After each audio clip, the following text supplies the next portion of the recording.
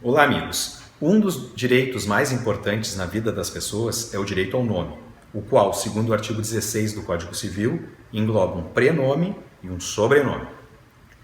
Em linhas gerais, quem escolhe os nossos nomes são os nossos pais, e eles têm muita liberdade nessa eleição.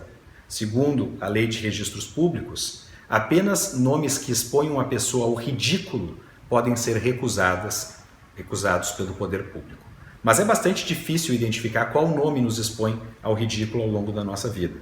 Em outros países, como por exemplo no estado mexicano de Sonora, existe uma lista pré-elaborada com nomes que não devem ser registrados naquele território, como por exemplo Batman, Hitler, Facebook, e-mail, Twitter, Burger King, dentre outros.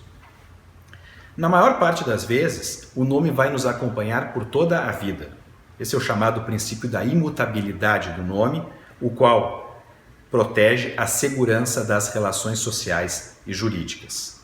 Então, como regra, as pessoas não alteram os seus nomes. Mas há uma série de exceções que devem ser sempre lembradas. Segundo os artigos 56 e 57 da Lei de Registros Públicos, sempre que houver justos motivos, o Poder Judiciário poderia acolher os pedidos das pessoas para a troca dos seus nomes, ou para a retificação de grafia, por exemplo. Eu posso ilustrar aqui com a situação dos imigrantes, que ao elaborarem novos documentos do Brasil, muitas vezes tiveram troca de grafia no seu nome e no seu sobrenome, vide aquelas pessoas que vieram da Polônia, da Espanha, da Alemanha e de tantos outros países para conviver conosco. Tem a situação dos transexuais, que felizmente a jurisprudência aceita a retificação do seu nome sem a realização de uma cirurgia, para que ele possa melhor se ambientar dentro da sociedade. Existe a situação de acrescer o sobrenome do padrasto e da madrasta diante de intensa relação socioafetiva entre as pessoas. E essa semana foi divulgado pelo STJ um caso julgado em 1º de setembro de 2020, no qual uma senhora ingressou em juízo para retirar o seu prenome, Ana, o qual, segundo ela, teria sido escolhido pelo seu pai biológico, com o qual ela teve praticamente nenhum contato na sua vida. Então o nome dela, que era Ana Luísa, deveria, na visão dela, ser alterado para simplesmente Luísa.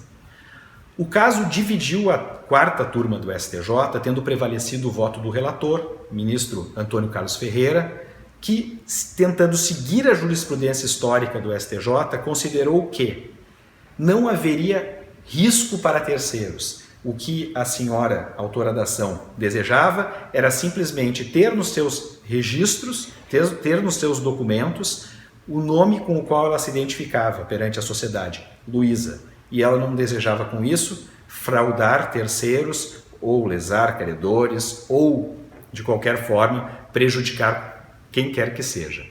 E com base na argumentação do ministro Antônio Carlos Ferreira, que pontuou que de um lado a gente tem que ponderar a segurança jurídica pela imutabilidade do nome, mas de outro lado a gente tem que valorizar a autonomia, a liberdade, a dignidade de cada pessoa, o recurso acabou sendo acolhido e foi então permitido a retificação do nome da Ana Luísa, que a partir desse julgamento vai se chamar apenas Luísa na documentação brasileira.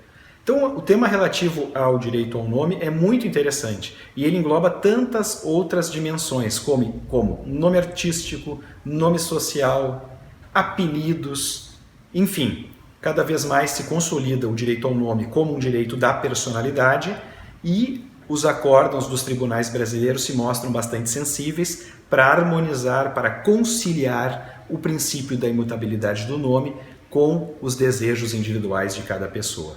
Agradeço a atenção.